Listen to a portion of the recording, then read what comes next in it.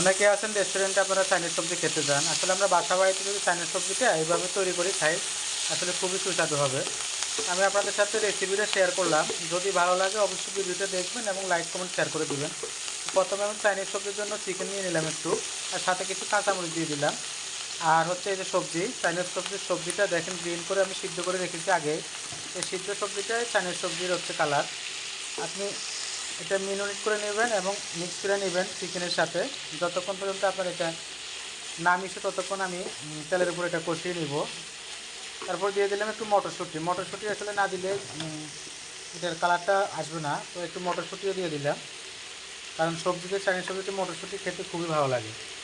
আপনারা যারা বাসা বাড়িতে করতে চান ঠিক এইভাবে হুবহু এইভাবে করবেন। যারা হয়তো শিখতে চান অবশ্যই কমেন্ট করে বলবেন, বলে দেবো রেসিপিটা। আর চাইনিজ সবজি শিখতে গেলে অবশ্যই খুবই মজা লাগে। অবশ্যই ভিডিওটা আপনারা শেয়ার করে দেবেন ভালো লাগলে।